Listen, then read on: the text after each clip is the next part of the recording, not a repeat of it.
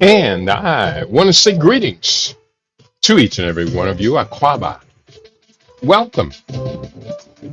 Welcome to another round of Tech and Future Talk here on LIB Radio, LIB TV. Tech and Future Talk is our Thursday broadcast where we focus on those issues of the future and technology. And we deal with demographics, a broad spectrum of activities related to our evolving unfoldment. Today's date is Thursday. It is the 28th day of August, the year 2025 in the Western calendar. This corresponds to the year 6265 in the Kemetic calendar, to which we have realigned our cultural alignment. 6266. Welcome to the seventh millennium. We are live and direct. The time right now is 9:03 a.m. on the West Coast. That's 12:03 p.m. for our East Coast listeners, 5:03 p.m. BST, and 8:03 p.m. East Africa time. Welcome, Aquaba. Welcome to each and every one of you. I hope you are in good spirits today. I most certainly am. You know, I start my Thursday morning program with such an intensive routine. And sometimes by the time I'm getting the program on the air, it is definitely chaotic. I want to say greetings to all of you, especially those of you who joined before we go on the air. And it lets me know that you share my enthusiasm, our enthusiasm for the platform for which we are incredibly grateful to you for being with us. Let me talk to you today about today's program. I see you, Sawabona. I see you in the house. My beloved Sistar 4, Africa 1, brother, Hotep, brother Kidi, and global LIB family. Yes, she always sends greetings out to the entire family. We do have a couple more people who are listening early. If you can I get you all to hit the like button as early as you can in the program? Let's let the algorithm know that we are not this tiny minority who doesn't care about each other, who don't care about the serious issues of our day, of our generation. Here is today's program theme: identifying the population that prioritizes health. Today, we're going to look at the characteristics of the people who will be with us, who do prioritize health. I do the best I can to keep this channel, I should say, because I'm one channel broadcasting a bunch of different formats, doing the best I can to keep this channel focused on health, prioritizing health. Personally, I think that if there's only one or two things that we can do as a group and do them very, very well, health must be a priority. Shabaka, I see you in the house just signing in. Greetings, Baba Kidi and LIB family. I am back for more healing information, and that's what it's all about today, Brother Shabaka, identifying the population that prioritizes health. And I know you too do definitely prioritize health. Looking on the YouTube, Basu Nefert Ra Seshat is in the house. Basu Randa, as I know you. Aquaba, welcome to the conversation today. It's great to have you all on the program. And let me tell you, you all do reinforce what I am all about. So bear with me. I've been sitting a lot today. I got a skinny behind. I am lighter weight than I have been for a long time. Usually, I weighed myself just a few minutes ago, and I weighed 140.3. Now, usually, it's only after about 5 to 8 days of water fasting that my weight gets down to this weight. The thing about it is, I'm strong. I still am doing yesterday I did 300 push-ups in the first set, 200 in the second set. And did I do a third set? I think I did another 100 in a third set, but I may not have because usually 500, I say, hey, I'm done for the day. And the thing about it is I have my strength. I am skinny, but it's muscular skinny. If I look at myself in the mirror, it's muscular skinny. I actually have the lines that say, yeah, you can be really, really proud of that. So this is actually almost completely 5 pounds less than what I weighed nearly 45 years ago at age 25. So I like it. It feels good. I have a couple of little strains and aches and pains, but that's not due to the weight. That's actually due to sleeping, the pillows, and other things that are incidental to what's going on with my wonderful body. I love my body. I wish that everybody out there could say that wholly and completely. Say it, say it, say it. I love my body. My body is healthy, it's fit, it's fine. My skin looks radiant. Everything is going just the way that I planned it to go. And so that's where we are today. That's what we are talking about today on LB Radio. Actually, what we're talking about, let me introduce the show. Identifying the population that prioritizes health. Today, let's identify clearly those who will listen to dialogues regarding a healthy lifestyle. These people have characteristics based upon age, gender, income, psychology, and other critical areas of motivation.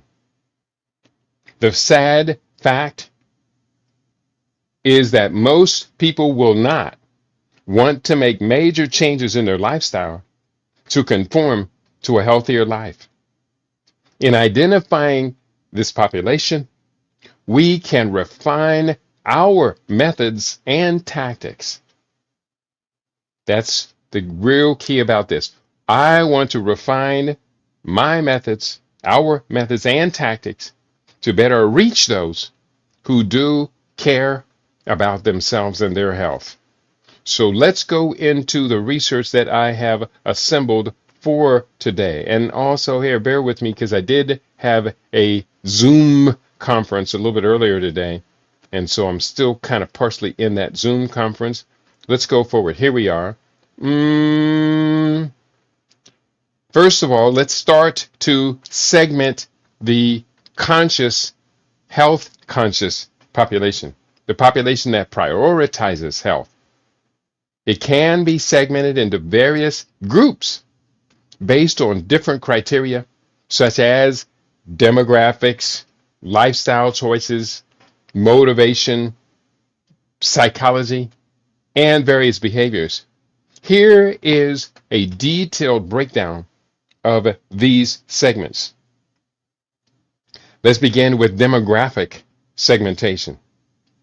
Mostly, this centers around, and we're going to further break these down a little bit later, basically young adults, age 18 to 34. They are often focused on fitness trends, nutrition, and mental health. Number two, middle-aged adults, age 35 to 54. They are more likely to prioritize preventive health measures and chronic disease management. Now, they didn't say chronic disease prevention, but they did use the word preventative in the first sentence. So let's assume that that's their high priority. And they are more likely to prioritize chronic disease management, which means they didn't prevent it and they did get the chronic disease diagnosis. Now they're managing it mostly through pharmaceutical drugs. Then there are seniors, age 55 plus. They mostly focus on maintaining mobility, managing existing health conditions, and overall wellness. Now, I am in that third category. What category of those are you in? I am in 55 plus. I will be turning 70 very shortly.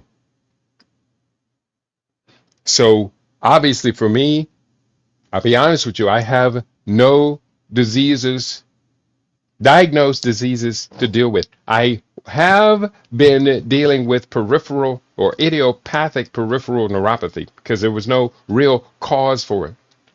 And I'm proud to say that I'm about 95% finished with that. Now, that was persisting for a couple of years.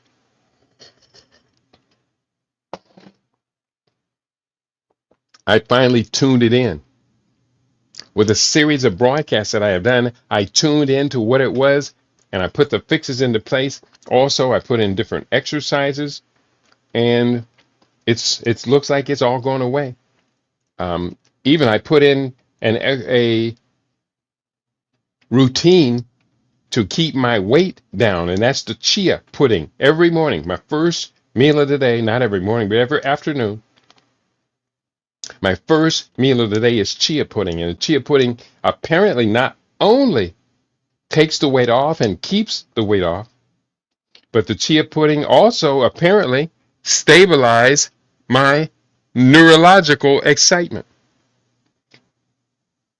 And that makes sense because one of the components to stabilize our neurological impairment is actually essential fatty acids, EFAs. And I'm getting the omega-3, omega-6 essential fatty acids. I'm getting them in every day now. And I can see the residual effects of this all over. Going next into gender, we're segmenting our healthy audience. Next is gender. Most often, it's women are most often engaged in health and wellness activities, including nutrition and fitness. For men, increasingly men are focused on fitness and preventive health, particularly in younger demographics and particularly in older men who have to deal with their prostate gland, erectile dysfunction, and related conditions. A lot of older men, middle and older men, are not really motivated unless you're talking about Derek Johnson, about sex. So there's nothing wrong with that. There's nothing wrong with it unless there's something wrong with it. You're getting a lot of advertisements now on social media and on regular media for erectile dysfunction and for the blue pill or Cialis or Viagra. I have never taken the blue pill. I understand why men do take it, but that doesn't apply to me. If I gotta go, I'm gone already. So we're motivated. Basu Randa is in the house. She said, I'm in the third category as well. So is that put you in the baby boomers? All right. I'm not mad at you. 55 and a plus. So she may not quite yet be a baby boomer, but she is 55 plus. I didn't think she was quite a baby boomer, but 55 plus. She's focused on maintaining mobility, managing existing health conditions or preventing any further, and overall wellness. Basu Rada is in the house talking to me. And you know something? I really do appreciate, love that. Going forward, let's keep on this list. Let's keep going. Next, we're going to segment our audience by income level. Now, this is where we're starting to get into real critical areas. Income level. Higher level incomes are more likely to invest in organic foods, gym memberships, and wellness programs.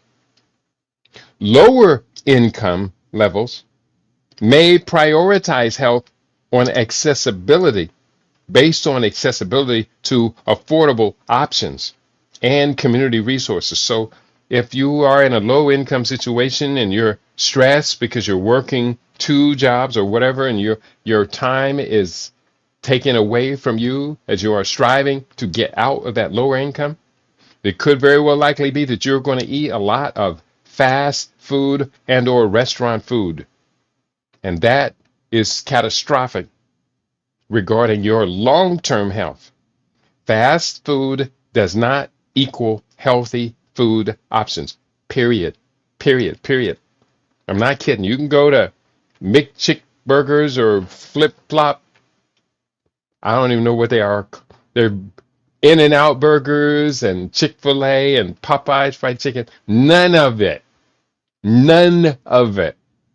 supports the healthy lifestyle that we are teaching and preaching. So you want to know how to stay healthy, get healthy, be healthy, eat healthy, while still conserving your income, conserving your money. And that's a good thing. For one, let me see if anybody's interested in this tip. Just this last week, I had my Vitamix, which has been my trusty Vitamix for a long time. Here, let me get this off of my screen. Bear with me. I'm going to get this, take this sparkling off my shoulder. That was the green screen. And put it right back up. Okay, sorry about that. And then now the green is around my head, but it's not over my shoulder. Which is more distracting? The sparkling shoulder or the green screen around my head? I think the sparkling shoulder was a little more distracting as I'm looking at the screen. So get your healthy choices in. We're going to talk about that.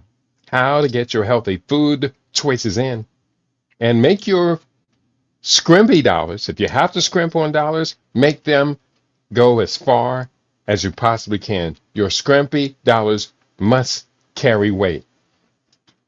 Detailed. Now let's break this down into a little bit further detail. Detailed demographic segmentation of the health conscious population. I hope you find this to be useful.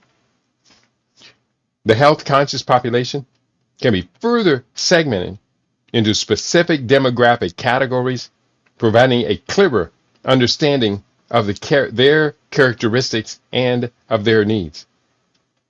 Insofar as age segmentation, Generation Z, ages 18 to 24. This group is highly influenced by social media and trends. They often prioritize mental health, fitness, and plant-based diets. They are more likely to engage in fitness challenges and wellness apps. And let me give a compliment to Generation Z. When we look at all of the different segments of the U.S. population across ethnicity, across the different baby boomers and other generations, when we looked at all of these categories, it was actually Generation Z had the highest. Generation Z, black people in America, had the highest commitment to plant-based lifestyle. And you should be very proud of that. I am extremely proud of you, Gen Z. They are more likely to engage in fitness challenges and wellness apps as well. Second category, the millennials, age 25 to 39. Primarily known for their focus on holistic health, millennials often seek balance between physical fitness and mental well-being. They are inclined towards organic foods, fitness classes, and wellness retreats. Now, that becomes very, very important. Fitness classes and wellness retreats are one of the ways that I have been able to bolster my income. And Basu Rhonda gave her age. It's not nice to ask a woman her age. Basu Rhonda says, I am proud to tell everybody I am exactly 55 years young. And I am not mad at you, Basu Rhonda. You are so lovely. You're such a wonderful, warm, characteristic person. And I'll be telling you, good thing, better be glad I'm not a space alien cannibal. Because you, my beloved sister, look delicious. I'm just kidding. No, I'm not.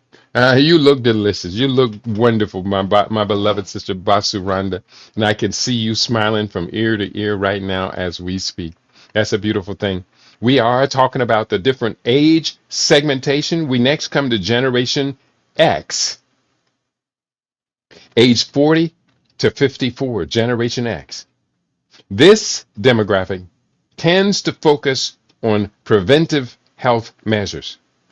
They are more likely to engage in regular health screenings and prioritize family health, often seeking information on managing chronic conditions. Now, seeking information on managing chronic conditions is why you tune into your LIB radio, Gen X. And this is a good place to be tuned into. There are others out here that are delivering excellent health information. There are others out here who are so-so at it. Sometimes giving great health information, but sometimes filling in the gaps with stuff they're just making up. I can tell the difference. I hope others can tell the difference as well. But generally, I'm going to salute these people for being on these social media platforms with their healthy admonitions. I'm not going to go into the monetization of it. That's a whole nother matter. I am trying my best to monetize, but at the same time, I'm not going to sell you overpriced supplements that have been just relabeled. Sometimes people are buying supplements, taking off the old labels, and they're putting on new labels. They're doing that with other things as well. That is happening. I'm sorry to say that. Not to say those supplements aren't a good value for you at whatever price, but there is something fundamentally dishonest about that. So Gen Z, age 40 to 54. And then we come to baby boomers, age 55 plus. Concerned with aging and maintaining quality of life, this group often prioritizes mobility and chronic disease management. They may engage in low impact exercises like walking or swimming and focus on nutrition to support longevity. Or consequently, or they may be engaged in high impact exercises like HIIT. It's high impact interval training, weight, balance, and stretching exercises. And I personally, I wrote myself into that because I am not stuck on low impact exercises. I do high impact interval training every morning. I go out and my neighbors are getting used to seeing me now. Of course, not only so many of us are out at 6:30 in the morning, but I actually do 1.5 miles of HIIT. Before I do that, I have just finished 20 minutes worth of core exercises, which according to the reps that I do, I would not consider that to be low impact exercise. And then once every afternoon, I missed 2 days this week, first 2 days I've missed in months. Once every afternoon, I will do 2 sets of push-ups. Yesterday's set was 300 push-ups, single set, no pause, no break. And then I did 200 to round it out to get to exactly 500. I may have done more than 500. I can't remember right now. It's not that important. 500 is my push-up allocation for every day. So that is not low intensity exercise. That is high intensity because it does require a lot of breath management. Let's go further into our segmentation of this demographic. We're asking the question today. We are identifying the population that prioritizes health.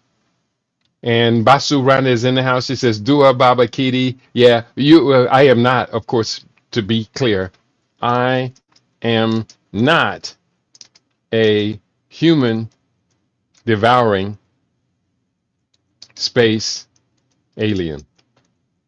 Just want to be clear about that. Alien. So, Basu Rana, you are safe around me. I love you, beloved. You know you're so precious. She knows it. Let's talk further about the gender segmentation. And I want to do a little pull out here. I'm going to go into more depth. I'm going to get asked to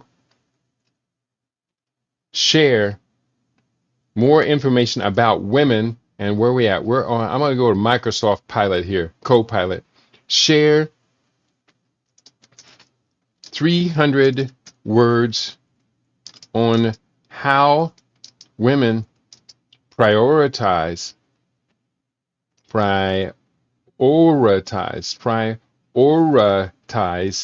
their health and what they do.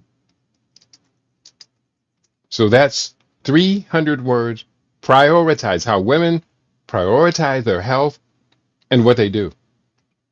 Women today are increasingly prioritizing their health with holistic and proactive approach that spans physical, mental, and emotional well-being. Rather than waiting for symptoms to arise, many women, Basuranda, are embracing preventive care, scheduling regular checkups, screenings, and wellness visits to stay ahead of potential issues. Nutrition plays a central role. Women often focus on balanced diets rich in whole foods, antioxidants, and essential nutrients that support hormone balance, skin health, and energy levels. Fitness is another cornerstone. Whether it's yoga, strength training, walking, or dance, women choose movement that not only keeps their bodies strong, but also relieves stress and boosts mood. Mental health is no longer sidelined. Meditation, journaling, yoga, therapy, and mindfulness practices are widely adopted to foster emotional resilience and self-awareness. Sleep and stress management are treated as vital components of health, not luxuries. Women are setting boundaries, embracing rest, and seeking out routines that promote restorative sleep and reduce burnout. Many are also exploring natural remedies and supplements like adaptogens, probiotics, and herbal teas to support their unique health needs. Community and connection matter too. Women often build support networks. Bear with me. Women often build support networks through wellness groups, online forums, or fitness communities, recognizing that shared experiences and encouragement can be deeply healing. They're also educating themselves, reading, listening to podcasts like my own, and consulting experts to make informed decisions about their bodies. Ultimately, women's health priorities reflect a shift toward empowerment, self-care, and long-term vitality. It's not just about avoiding illness. It's about thriving, aging gracefully, and living with intention. Whether through small daily rituals or transformative lifestyle changes, women are redefining what it means to be well. Now that was really very, very good. So rather than just the simple that,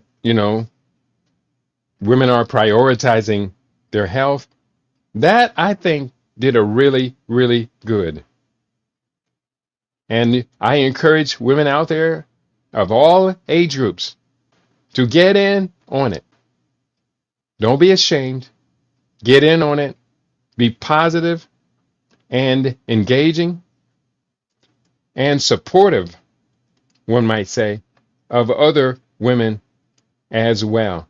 So let's do the same breakdown for men. Bear with me here. Men. And I'm going to ask the same question, share 300 words on how men prioritize their health and what they do. So bear with me on how men prioritize their health and what they do. We're asking this of Chat GPT 4, and here is what it has to say.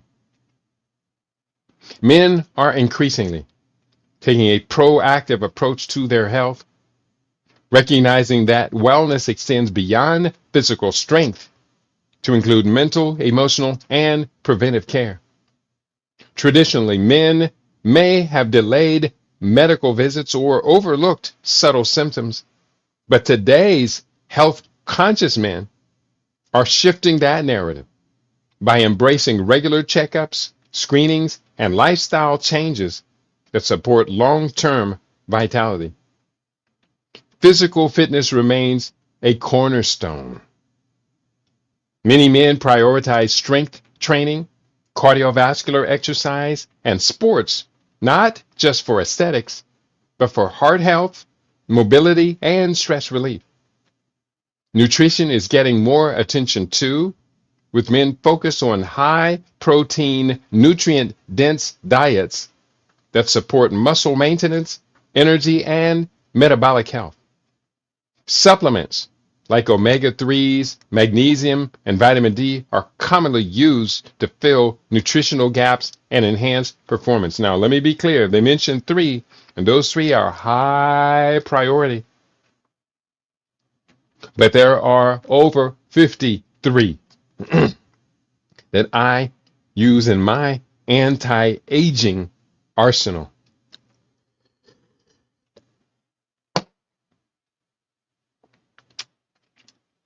Mental health is no longer taboo.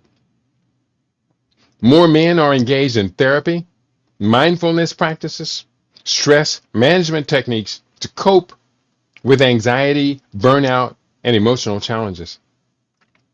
Sleep is also being recognized as essential, with routines built around quality rest and recovery. Preventive care is on the rise. Men are monitoring their blood pressure, cholesterol, and hormone levels, and exploring functional medicine to optimize aging. Many are also investing in skin care, grooming, and anti-aging strategies, reflecting a broader understanding of self-care. Community and accountability play a role too. Men often join fitness groups, sports leagues, or online forums to stay motivated and informed. They're reading, listening to podcasts, and using health apps to track progress and stay engaged. Ultimately, men's health priorities are evolving toward balance, longevity, and resilience. It's not just about reacting to illness. It's about building a lifestyle that supports peak performance and well-being across every stage of life. Now I thought that was really very, very good. So under men, they are increasingly focused on fitness and preventive health, engaged in strength training and sports. They may prioritize physical appearance and performance, leading to a growing interest in nutrition and into supplements. So that's not bad at all. So I'm going to keep that, and we are going to build on that, and let's go forward. Next, demographic breakdown. That's what today's program is. Identifying the population that prioritizes health. That's what we are dealing with today. Everybody understand that? Yeah, we understand. Do you really understand it? Yes, we do understand it. I'm glad you do, because that's a good thing. That's what we are here for today. And resident A Hole is in the house. All the baby boomers I know mainly care about going on another vacation, having another barbecue, or having another meal. The resident a-hole sounds like you need to know you need to meet some new friends. Now, I will say this much. I don't think that you're wrong. I think that what you are identifying is a very large segment of the older baby boomer population. But based upon my experience, not all, no. Most of the baby boomers that I am in contact with and exchange with are not about those. But I'm not going to argue with you, because you are putting a finger on the big problem. The big problem. And unless we can and do put our finger on the big problem, we're not going to be solving anything. So resident A-hole wrote, all the baby boomers I know, he knows, mainly care about going on another vacation. True. Having another barbecue. True. Or having another meal. True. 1 second here. Went down the wrong hole.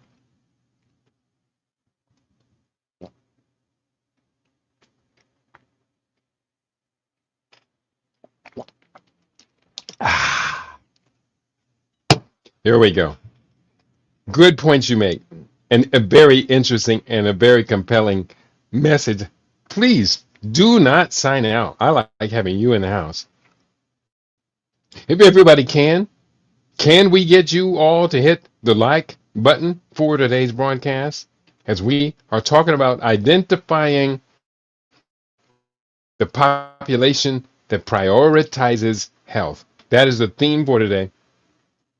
And I encourage each and every one of us to like today's program. We got another breakdown segmentation. I'm going to go further into the dialogue. Next, we're going to further break down income level segmentation. Let's do that right now. And bear with me. I have to restart this page and clear the ads. And here we go. We're doing a breakdown of income level further. The first category, high income individuals, are most likely to invest in premium health products, personal trainers, and wellness programs. They often have access to a variety of health resources. Middle income individuals, they may prioritize health based on value, seeking affordable yet nutritious food options and community fitness programs. And then the low income individuals, they often face barriers to accessing health resources, but may prioritize health through community initiatives and local support networks. And let me tell you, I really admire that segment of the population. High income and middle income people, that's not to say anything negative about you. But the people who are on low income but realize my health is all I own, all I've got. May not be all you got. You got skills, you got talents, you have community, you got people who love you, you got people you love. But the low income people who commit to this, I really salute you. for prioritizing this. This detailed demographic segmentation helps in understanding the diverse needs and motivations of health conscious populations, allowing for targeted health initiatives and marketing strategies. And that is why we did it today, was really about targeted health initiatives and marketing strategies for a larger group. A number of us are putting together. It's going to be focused on health, wealth, and lifestyle practices. So let's break this group down according to our psychographic demographic. Psychographic segmentation, lifestyle choices. Now, let me just do this. I'm going to expand this one a little bit using the search engine. And what I am going to look for is how share, let's do this. Share 300 words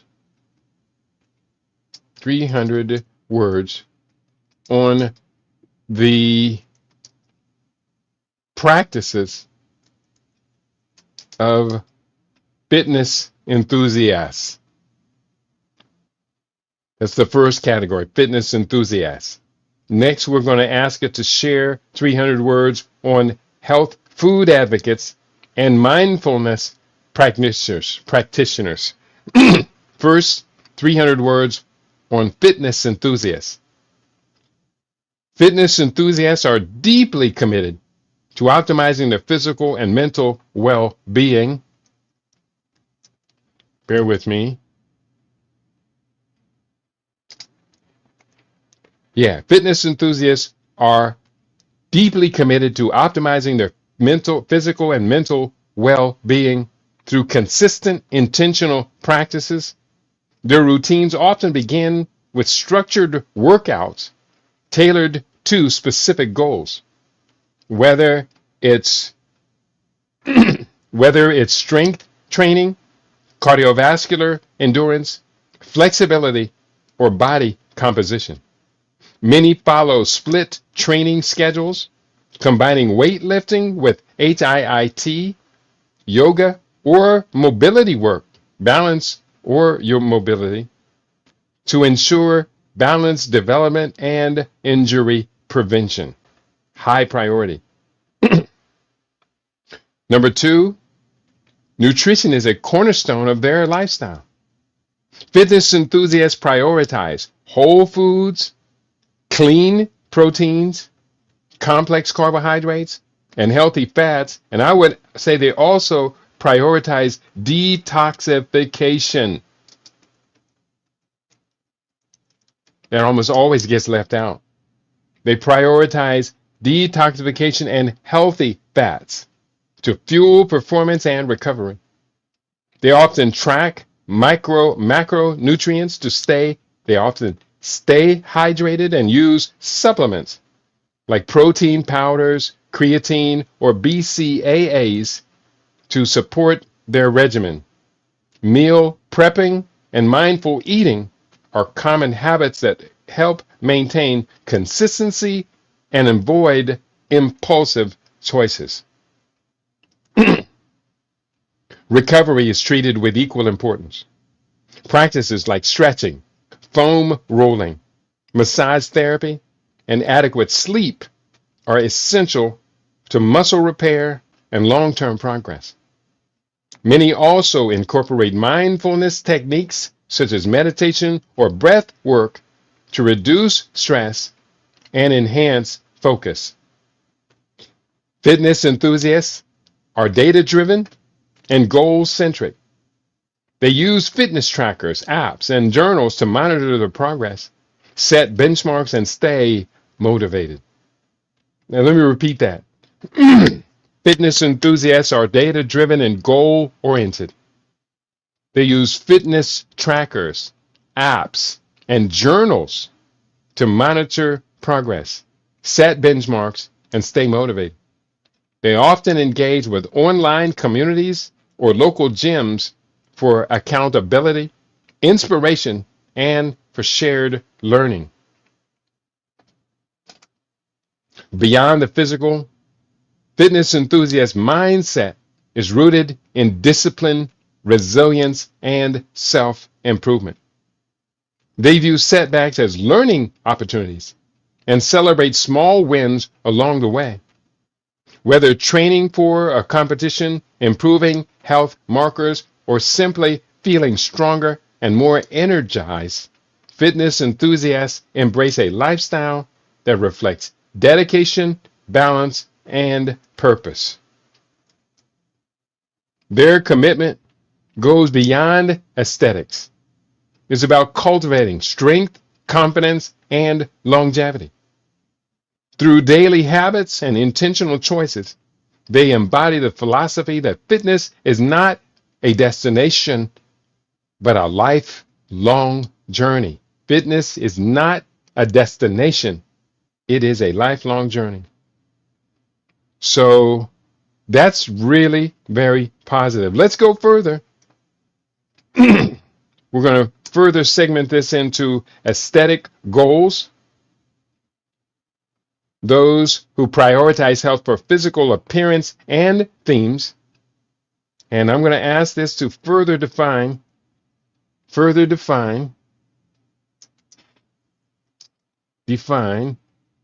aesthetic goals and those who have these priorities in 300 words. So that is the inquiry.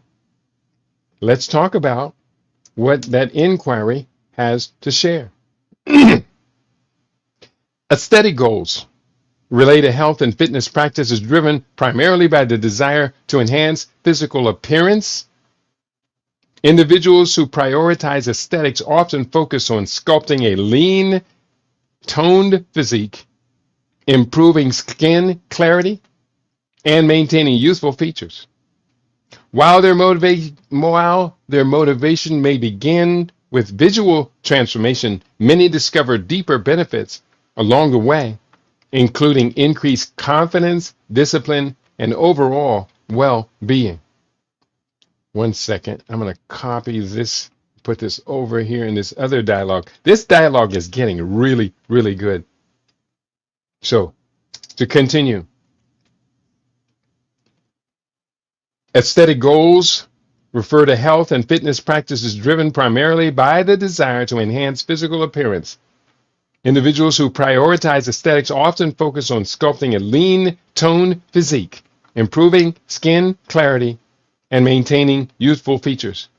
To achieve these goals, people typically adopt structured workout routines that emphasize muscle definition and body symmetry, such as resistance training, high-intensity interval training, HIIT, and targeted exercises for specific areas like abs, glutes, or arms. Cardiovascular fitness is also included to reduce body fat and reveal muscle tone. Bear with me. Save. And let's go back up. Where were we? Okay, here we are. To achieve these goals, I read that. Nutrition plays a critical role. Aesthetic-focused individuals often follow clean eating plans rich in lean proteins, clean proteins, vegetables, healthy fats, and complex carbohydrates. They may track macronutrients, monitor caloric intake, and use supplements like collagen, creatine, or fat burners to support their goals. Hydration and sleep are also prioritized to maintain skin elasticity and muscle recovery. Skincare, grooming, and anti-aging strategies are common extensions of aesthetic health. This can include regular facials, sunscreen use, and products that support collagen production and reduce inflammation. Mental wellness is increasingly recognized as part of the aesthetic journey, with mindfulness practices helping reduce stress-related aging and emotional eating. While aesthetics may be the initial driver, many individuals find that the pursuit of physical beauty leads to a more holistic lifestyle, one that values consistency, self-care, and long-term vitality. Ultimately, aesthetic goals reflect a desire not just to look good, but to feel empowered, energized, and in control of one's body and image.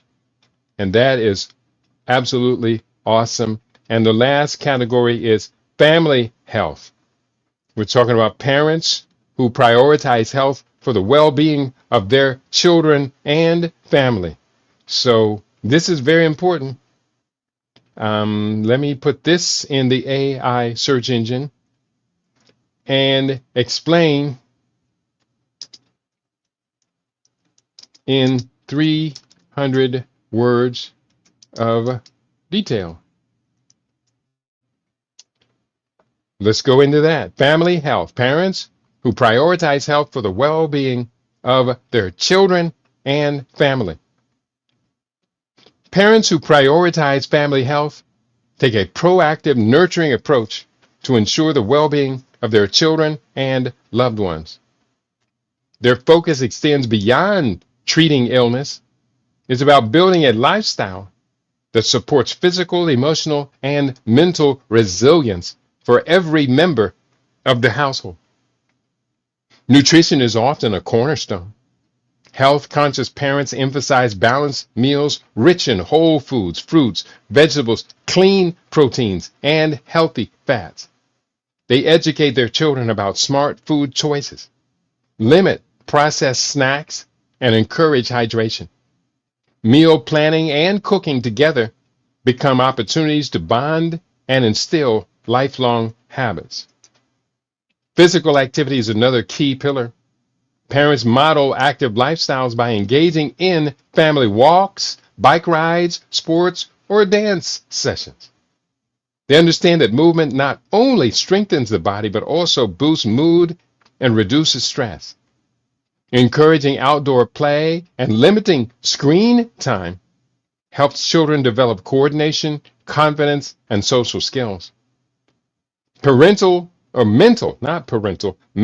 and emotional health are treated with equal importance. Parents foster open communication, validate feelings, create safe spaces for expression.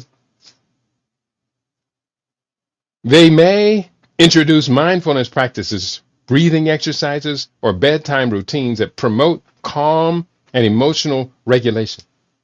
Recognizing signs of anxiety or behavioral changes early allows for timely support or professional guidance. Preventive care is prioritized through regular checkups, dental visits, injections. They say injections. I'm not even going to advocate that because we never did it for our children. So I'm not going to advocate other people do it as well. Preventive care is prioritized through regular checkups, dental visits, back and visual screenings. Parents often maintain a clean, safe home environment and teach hygiene practices to prevent illness. Ultimately, prioritizing family health means cultivating a culture of care, awareness, and connection. These parents lead by example, showing that wellness is a shared journey. By investing in their family's health, they empower their children to grow into strong, mindful individuals who value self-care and well-being. It's not just about living longer, it's about living better together. It's not just about living longer, it's about living better together. And I completely do agree with that. So we got up to this one, and what I'm going to do right now is format this so that we do this. For me, becomes a permanent record that I can go back to for today's class. And now let's begin to focus on, lastly, the activities that we do. Got about another 10 or 15 minutes. We're talking about, we did just talk about family health. I want to bold that. And before that, we talked about aesthetic goals. Bold that. And before that, we talked about preventive health as motivation. Bold that. So now that's going to take us down to behavioral segmentation, identifying who is the population most interested in health and fitness lifestyle. Identifying the population that prioritizes health. Do we have any other comments? Baby, we do have. Oh, I read that one already. Let me see if Rumble is talking to me. Nobody talking to me. 4Africa1 said hello. Shabaka said hello. So always a pleasure to have you both in the house. I would love it if others who are listening, I see you there, would either hit the like button to let us know you like it, or drop a brief message in the chat and let us know what you think about today's conversation. We prioritize your comments to the best of our abilities. And I have up on my table, next category is behavioral segmentation.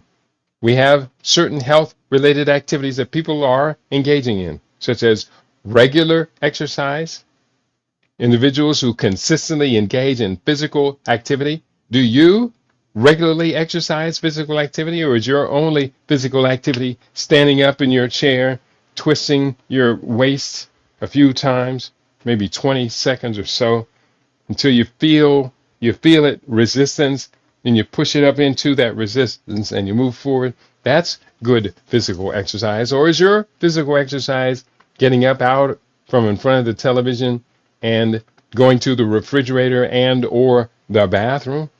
You can do better than that. Healthy eating. Those who actively choose nutritious foods and avoid processed options. The key is how well aware are you of what constitutes healthy eating? In the book, Living Superfood Research, I wrote a very, very important chapter. It has stuck with me through all of the subsequent books I've written, and I've written 30 or 40 books since Living Superfood Research came out. And that was the hierarchy of eating styles. Let me share with you right now. What is that hierarchy? The hierarchy,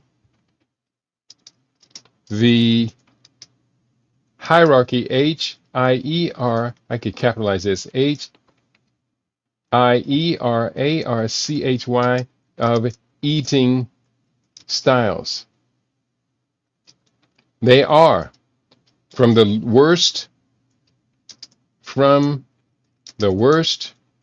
to the best. And they are from the worst to the worst, of course, junk foods. Junk food. That's the worst of the worst. Number 2, fast food, including restaurants.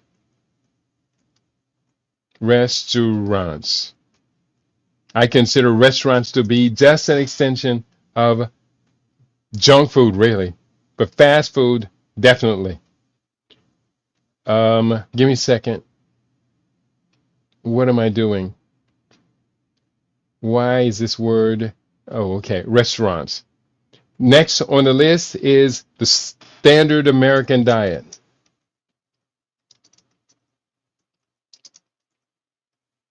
And that is called SAD. S-A-D. Because it is truly sad. Then there is the modified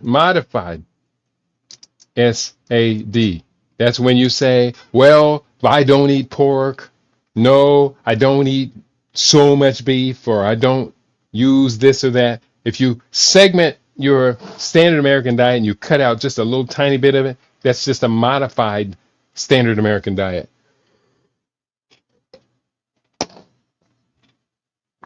Neither one of which is good for you. After that, at level 5 comes vegetarian. And in America, vegetarian includes eggs, dairy, cheese products, and many people eat fish, say, oh, I'm pescatarian. Same thing. Then after that comes vegan. And vegan at level 1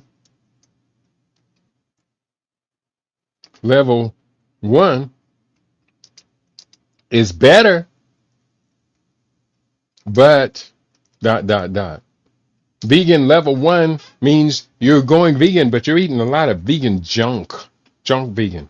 You're eating soy burgers and Impossible burgers and Whataburger and going to what do they call it, Burger King. Give me your vegetarian burger. It's cooked on the grill with the other slop. So the burgers are not going to be good. Soy dogs and other highly processed soy products are not going to be healthy. Maybe healthier, but not much. Because much of the soy that they're using for the highly processed burgers and things, much of that soy is contaminated with glyphosate, Roundup's glyphosate containing weed killers. So you don't want to eat that. But at vegan level 2, vegan, I'm calling this level 2 for the first time, 2 is no processed foods or chemical contaminants. So that's vegan level 2. That's what we call the 80-20 vegan. Once you are at that level, that's the best level that I can recommend, the lowest level I can recommend on this hierarchy that you would stay at to be able to largely avoid this disease and disorder. So next above that, we are going up to raw food, and that's about 97%. After that, we enter the detox zone. So that means a significant portion of what you eat is specifically for the purpose of cleaning up your body. Next, we have on here superfoods and super supplements. And then lastly, we have 1, 2, 3, 4, 5, 6. Wait, 1, 2, 3, 4, 5, 6, 7, 8, 9, and then there's level 10. Should be level 11, level 10, and I should have numbered these. Bear with me. Beginning from junk foods, fast foods, SAD diet, modified SAD, vegetarian, vegan level 1, and then there is the 80-20 vegan, where 80% is cooked and only 20% is raw, is non-cooked. Then there is 100% raw, level 8. Level 9, we're in the detox zone. Number 10, we're adding superfoods. Adding superfoods, and then that takes us to level 11, and that is orthomolecular medicine. Orthomolecular medicine. And that is through the food. And orthomolecular translates to correct molecule. Ortho, Greek for correct, molecule, medicine. Food as nature's most perfect medicine. Food is food as.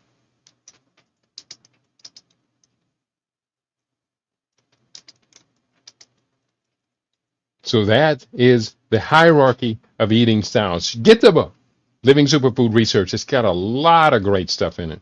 It talks about, well, that book was the landmark sea change in everything that I do, and I really, really think that I was truly inspired when I wrote the book. And so if the book is inspired by God, then read it and you tell me. So we're talking about all of these healthy lifestyle patterns. And there's one more change I want to do here. X this and put this in here. Now we're up to health monitoring. People regularly check their health metrics. Example, they measure their weight, your body mass index, your blood pressure, your cholesterol levels, all of those people who are monitoring their health. That's a very important. So then there is health app users, individuals who use technology to track fitness and nutrition. That includes your health monitoring and blood pressures. And then we come to community involvement. Those who participate in health related community events or groups participate in or lead health related community events or groups. Participate in or lead, that's a very important, or lead health related community events or groups. Graphic segmentation, we have urban versus rural. Urban areas often have more access to health resources, gyms, and health food stores, while rural areas may prioritize health differently based on available resources and community support, including growing organic foods. That's a very important part about urban areas or rural areas. You should be focusing on growing organic foods. Cultural differences may have something to do with what's happening. Different cultures may have varying attitudes toward health, nutrition, and wellness practices. And unfortunately, that's not working real well for African Americans, for Black people in America, as we haven't seemed to prioritize healthy lifestyle. But we can change it. For the cultural practice to be able to change it, culture is language. How do cultural practices impact our health? Now, I will say this much. When it comes to listening to dialogues amongst people of this culture, African American culture, they don't talk like healthy people. They talk like dependent people. Always, too often, not always. Too often, too often they're blaming outsiders for the predicament they're in. And they may be saying they may be saying truthful statements, but still, in blaming an outsider for your dilemma, you're not taking primary responsibility for your own health. You're not. Now, I'm not going to slip into this whole dialogue about slavery, the legacy of slavery, and blaming white people. I'm not going to go into that dialogue because that's distorted and non-productive.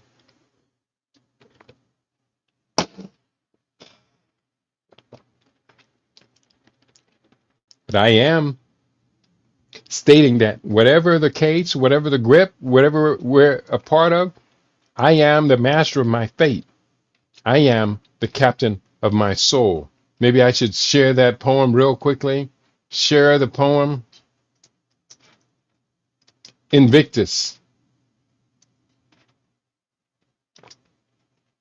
And that poem Invictus reads, if you don't mind, Invictus is a powerful, enduring poem written by William Ernst Henley in 1875. It's celebrated for its themes of resilience, self-mastery, and defiance in the face of adversity. And here's what it has to say. Invictus by William Ernst Henley. Out of the night that covers me, black as the pit from pole to pole, I thank whatever gods may be for my unconquerable soul. In the fell clutch of circumstance, I have not winced or cried aloud. Under the bludgeonings of chance, my head is bloody but unbowed. Beyond this place of wrath and tears looms but the horror of the shade. And yet the menace of the years finds and shall find me unafraid. It matters not how straight the gate, how charged with punishments the scroll. I am the master of my fate. I am the captain of my soul. This poem has inspired countless people, including Nelson Mandela during his imprisonment, and continues to be, for many, a rallying cry for inner strength and personal sovereignty. And that is a wonderful, wonderful poem. I highly recommend all of us get access to this poem, Invictus, and use it for what it's worth. Use it and get yourself healthy and on track. We're talking about culture. Ultimately, it's about culture. So I'm going to begin to wrap it up. Cultural choices, last segment. And by understanding this last segment, health organizations, marketers, and policymakers can tailor their approaches to effectively reach and engage with health conscious individuals. So we're looking for people who engage in these 7 distinct lifestyle choices that identify individuals who prioritize a healthy lifestyle. 7, all 7 of them, not 2 and 3 or 4. No, all 7 of them. Number 1, regular exercise. Number 2, plant-based diet. For me, plant-based diet is the absolute bottom line. I'm not going to be munching on no carcass. I'm not going to be eating no chicharrones, no pig skin, pig feet, pig snout, pig brains, pig ears, or their beef equivalent. I'm not going to be doing that. Number 3, mindfulness and meditation, a very important part of every day. Number 4, holistic health practices, including alternative therapies such as acupuncture, chiropractic care, or herbal medicine into your healthy routines. And to me, holistic health practices must include functional medicine, preventative medicine. Sustainability living,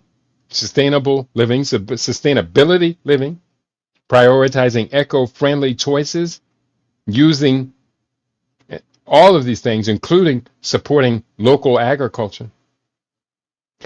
Health monitoring is part of my healthy well-being lifestyle.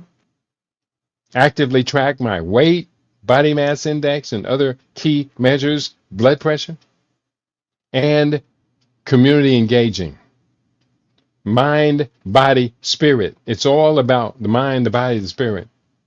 It reminds me of the 7 principles of optimal health that also appeared in the book, Living Superfood Research, the 7 principles of optimal health. Number 1, the breath, and that's mindfulness and meditating. Number 2 is hydration. Number 3, nutrition. Whole, complete, plant-based nutrition is best for the body. I didn't say my body, everybody's body. Whole food, plant-based nutrition. Number 4, sleep. You got to get good sleep in, at least 7 to 9 hours a day. Number 6, exercise. Or number 5 is exercise. Number 6, detoxification. You have to detoxify your body. You have to keep your body clean.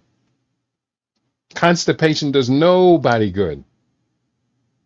And number 7 of the 7 principles of optimal health is the mind, body, spirit matrix. That's about mindfulness, meditation. That's about being aware of everything. It all comes together. And when it all comes together the right way, you are presented as healthy, whole. You are presented as forever young. People are always going to point you out and say, man, you or woman, you look great today. What do? It has you looking so healthy. How do you stay so fit?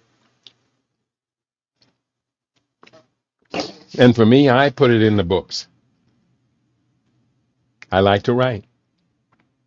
Put it in the books where you can get access to it as well. You can access my fitness strategies in my books at http chefkeedy.com. You can get access to it. Or text me at 702-580-0662. So I encourage each and every one of you to get in contact, stay in contact. Let's do this together. I am the captain of my soul. I am moving towards a destiny that's going to take us all to a better place.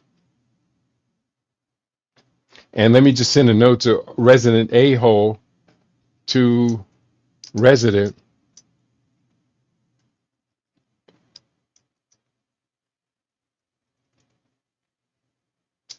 And now you know me. Because he wrote earlier, he said, all the baby boomers I know mainly care about going on another vacation, having another barbecue, or having another meal. And you're right. And so I wrote back, and now you know me. So that's what we talk about on our network, LIB Radio, LIB TV, and livinginblack.com. Do tune in tomorrow. Tomorrow is Making Money Friday. And we're going to really kind of continue this theme of August, our emergency fund drive. We are in a state of emergency. I have to make a decision, and I need to make it sooner than later, because the more I delay this decision, the more I am suffering. The more we are losing ground that cannot be made up. And that decision is, do we stay or do we fold? Do we stay or do we fold? Others have been here before, and others did their best, but unfortunately, others have folded long before us. So we're going to make that decision, and we're going to make the right decision. Do stay tuned because we're going to do the best we can to give you reason and an opportunity to stick with us as long as you should choose to stick with us. You've been tuned into LIB Radio, LIB TV, and livinginblack.com. We aim to be your favorite. LIB Radio, LIB TV, livinginblack.com. So we wish you all peace and prosperity for today and for every day. Today was a good day. I didn't even have to use my AK. I wish you all peace and prosperity, as we often say, on your favorite LIB Radio, LIB TV, and on livinginblack.com. Peace, everyone.